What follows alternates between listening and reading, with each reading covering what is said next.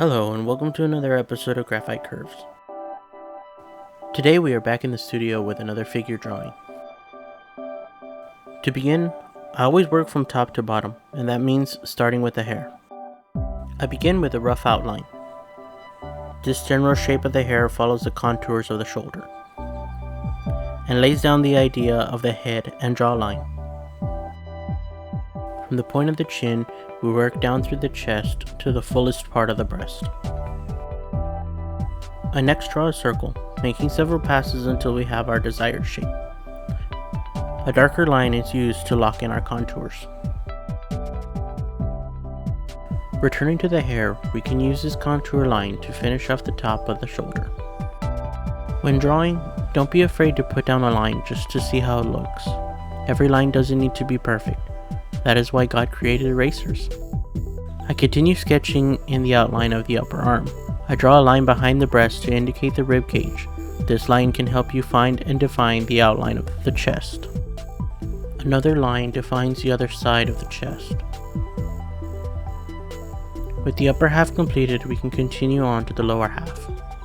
Starting from the chest, we continue the hourglass line that will help define the hips. I rough in a basic forearm shape and continue to the hands. The general shape of the hand will do, making sure to add the palm, the thumb, and the indication of fingers.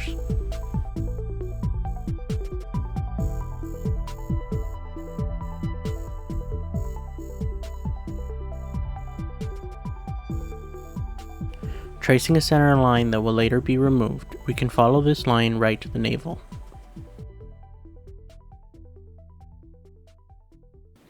Somewhere near the tip of the fingers, we can put some indication of the legs. These two lines define where the legs meet.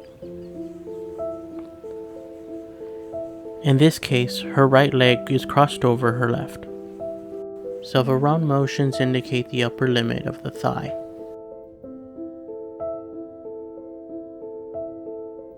I place in the slightest indication of her left arm. Matching where the other hand is, we can draw this one holding a ball, or an apple, or whatever you want it to be. The indication of fingers is all that is needed to complete this illusion.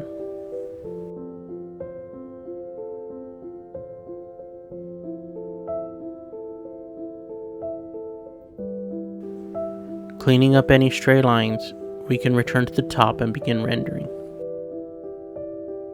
When I first began this drawing, I wanted it to be completely cross-hatched. This was because one of my most watched videos was called Hatching Experiment. This was not the case. Once the hair was finally complete, I didn't like it, so I started over. This time the hair would be rendered in a more realistic way, following the contours of the head. Here I introduce a new set of tools. This is a 6B pencil connected to a pencil extender.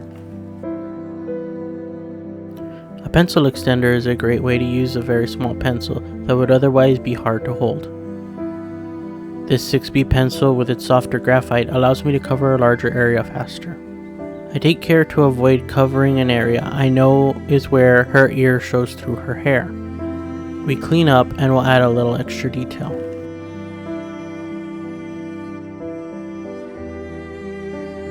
As we continue, I use a 2H pencil. When used correctly, it will create a very light base tone. I use the same technique on the skin that is exposed behind her hair. I use a 6B pencil to create the shadow underneath her chin.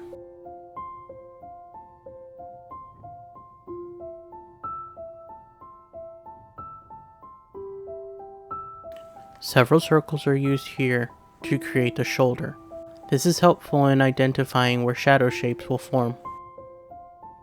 Several passes of the 2H pencil will help us create the shadow shapes of the shoulder. Here we'll use a cross-hatching technique to define the shadows of her upper arm. I clean up any excess pencil marks and we move on to the upper chest. We use hatching to define the rib cage. Light passes of the 2H pencil is all we need here. I use a pointed eraser to create highlights on the upper half. Adding details and shadows completes the look. I use a 2B pencil to darken the upper chest. Here we begin to add the shadows to the bottom of the breasts. I notice that there is no tone above this breast, so I go quickly to fix that. Deeper shadows are needed to complete the look of the breasts. A heavier line is used to define the bottom edge of the breast. I use hatching to render the lower half of the rib cage, making sure these shadows connect. I further define the rib cage with more hatching and cross hatching. I fill in the navel and the shadows around it. Using a kneaded eraser, I lighten up the top half of the breast. I continue to darken areas until I reach our desired tone. I lighten up the ribcage shadows with an eraser and use a mechanical pencil for thinner lines.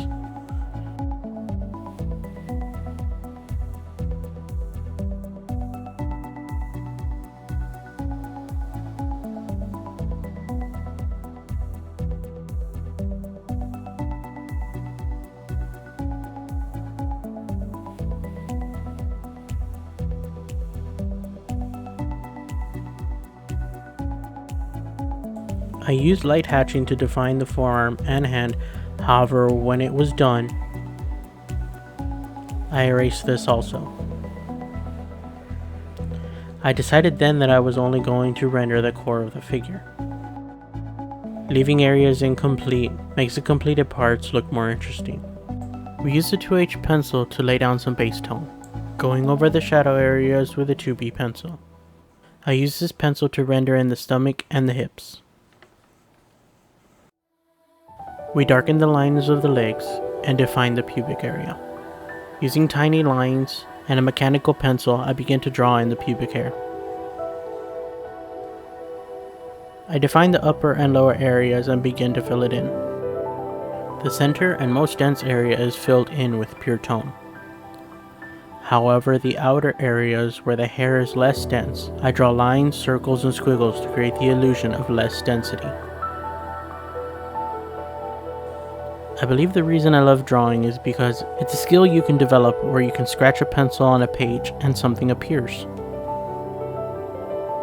We know that these are not real, but some cameras and photo programs will detect faces, and I think that's very cool. For the other hand, I simply retrace the lines that were already present from before. I'll add a bit of tone to connect the upper arm and the hand. More last minute details, correcting anatomical errors, and it's time to put a date on it. I hope you enjoyed this step-by-step look into how I make these drawings. If you like this, then show me by hitting the like button. If you want more, subscribe so that I can get back to work. Thanks for watching, and I'll see you soon.